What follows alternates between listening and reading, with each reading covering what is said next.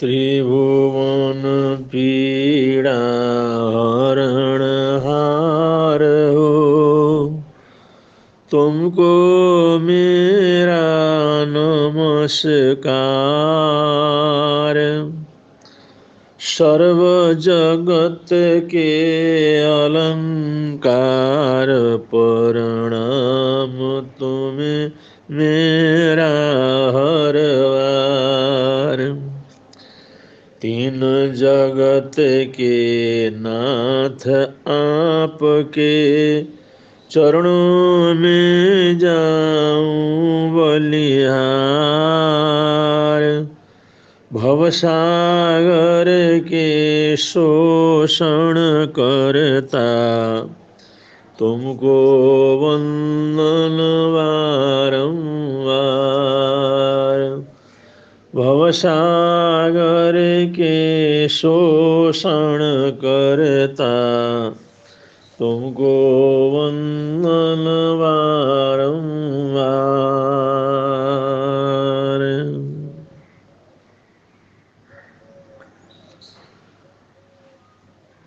मनुष्य हर समय, हर क्षण, हर दिन, हर हफ्ते कोई ना कोई कल्पना करता रहता है, स्वप्न देखता रहता है। कुछ न कुछ चाहत उसके मन के अंदर जागती रहती है, ऐसा हो वैसा हो, ये काम मेरा पूरा हो जाए। वो रात को भी स्वप्न देखता है और दिन में भी स्वप्न देखता है। उनकी स्वप्न देखने की प्रवृत्ति चलती रहती है, कुछ न कुछ चाहता रहता है, कुछ न कुछ इच्छा पैदा होती रहती है। इन स्वप्नों और चाहतों, इच्छाओं के बीच में हम लोग जीते हैं। लेकिन सपने देखने मात्र से सपने पूरे नहीं होते हैं। हमने सपन देखा और अपना सपना पूरा हो गया, ये जरूरी नहीं है। लोग आते हैं पूछने के लिए, आज हमने ऐसा स्वप्न देखा, ये कब पूरा हो जाएगा, इसका परिणाम कब आएगा, इसका कोई गारंटी नहीं है। हमने स्वप्न देखा और वो स्वप्न साकार हो, वो पूरा हो, ये कोई आवश्यक नहीं है। बहुत से लोग चाहते हैं, अब चाहने मात्र से सब कुछ मिले ये भी आवश्यक नहीं है। दुनिया के अंदर चाहने माने मात्र से क्या मिलता है? चाहता तो पता नहीं क्या कुछ है आदमी, लेकिन सिर्फ चाहने से नहीं मिलता। न स्वप्न देखने मात्र से स्वप्न पूरे हो जाते हैं, न चाहने मात्र से कोई उपलब्धियां उपलब्ध हो जाती हैं। स्वप्नों के साथ, चाहत के साथ कम से कम 5 चीजों का जुड़ना आवश्यक है। अगर हमारे स्वप्न के साथ, अगर हमारे चाहत के साथ 5 चीजें अगर जुड़ती हैं, तो फिर उन स्वप्नों को साकार होने से कोई नहीं रोक सकता, उस चाहत को पूरा होने से कोई नहीं रोक सकता। हमारे सपने भी पूरे होंगे, चाहत भी पूरे होंगे, अगर 5 चीजें उसके अंदर जुड़ गई हैं। और वो 5 चीजें क्या क्या है? उसके अंदर 5 डीकार है, 5 डी अगर वो जुड़ जाते हैं तो ये समझ लो हमारे सपने साकार हो ही जाते हैं। वो 5 डिकारों के अंदर कहा है, डायरेक्शन, डेडिकेशन, डिटर्मिनेशन, डिसिप्लिन और डेडलाइन। ये 5 चीजें हैं, ये स्वप्न साकार करने के लिए बहुत जरूरी है। जैसे कि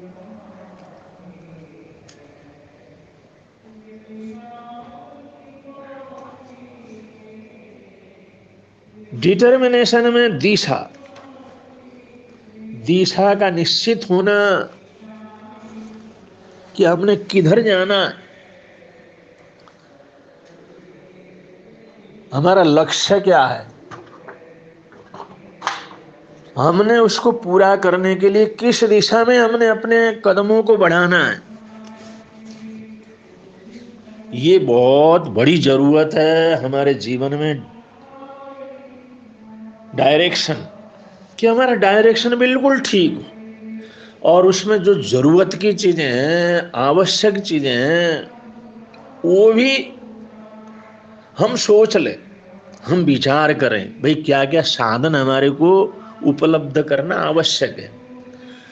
अगर वो साधन हम उपलब्ध करके ठीक डायरेक्शन के ऊपर चलना, कि जो लक्ष्य है उस स्वप्न को साकार करने के लिए, चाहत को पूरा करने के लिए हमने किस दिशा में आगे बढ़ना है, ये निश्चित होना बहुत जरूरी, ये निश्चित होना बहुत आवश्यक है।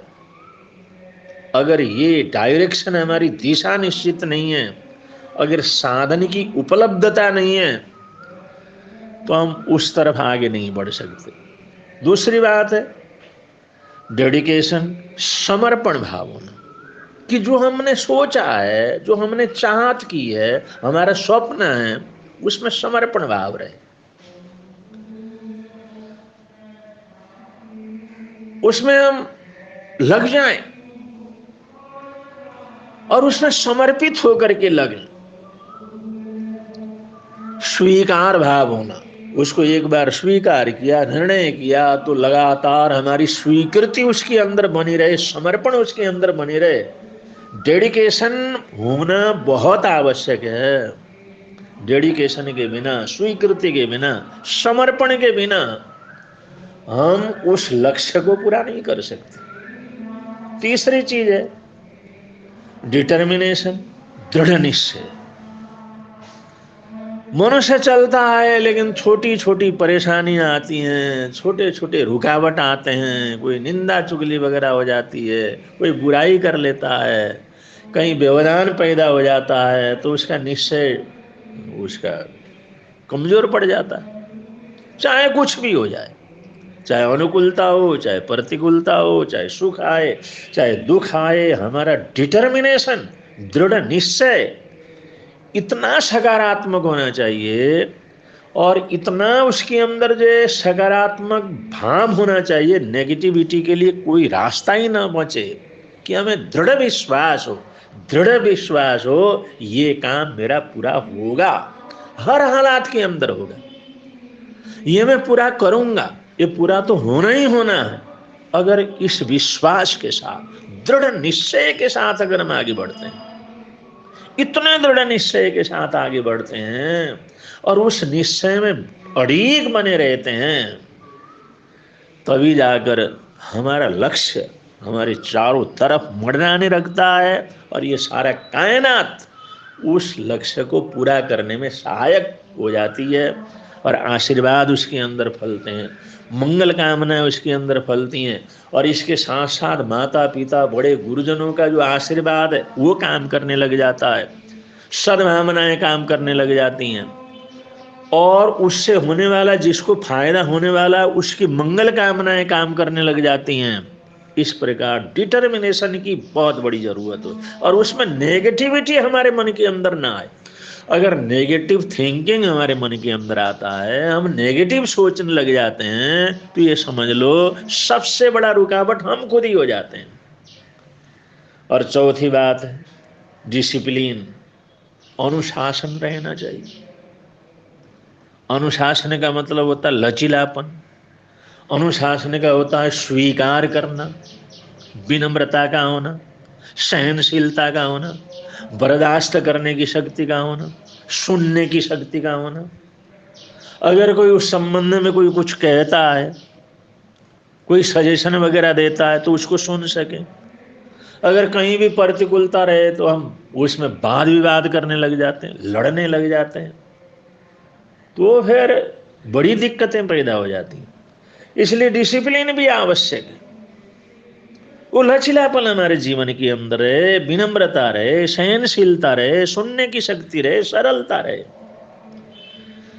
अगर ये सारे सद्गुण हमारे साथ हैं तो हम जिस लक्ष्य के लिए आगे बढ़ेंगे वो हमारे सपने, वो हमारे चाहत हर हालात के अंदर पूरे होने लगते हैं। लेकिन इसके साथ साथ एक पांचवी बात और आवश्यक है, डेडलाइन, सीमा निर्धारण होना। उसमें ऐसा नहीं चल रहे हैं कभी तो होगा, लेकिन ये होना चाहिए इतने समय तक हमने ये काम पूरा करना, इतने समय तक हम हर हालात में सफल होंगे, इतने समय तक इसको पूरी तरह से इसकी इतिश्री करेंगे। डेडलाइन लेकर के चलना, समय का निर्धारण करके चलना, ये जो है सीमा बना करके चलना, सीमा का निर्धारण करके चलना, तो हमें उस लक्ष्य को भेदने में मुश्किल नहीं होता। लेकिन अगर हमने सीमा निर्धारण ही नहीं किया, कहीं ना कहीं वो गोल को खड़ा नहीं किया, अगर उस गोल को खड़ा करके उसको देख करके आगे बढ़ने की प्रवृत्ति हमारे जीवन के अंदर नहीं रही, तो हम बहुत भटक जाते हैं, आलस कर जाते हैं, और उसके अंदर एक शिथिलता आ जाती है। जैसे जैसे समय आगे बढ़ता चला जाता है और उसमें शिथिलीकरण, शिथिलता आती चली जाती है, उसे अंदर जो गति मिलनी चाहिए वो गति धीमी पड़ जाती है, और गति धीमी पड़ जाती है तो पहुंचने में मुश्किल हो जाता है।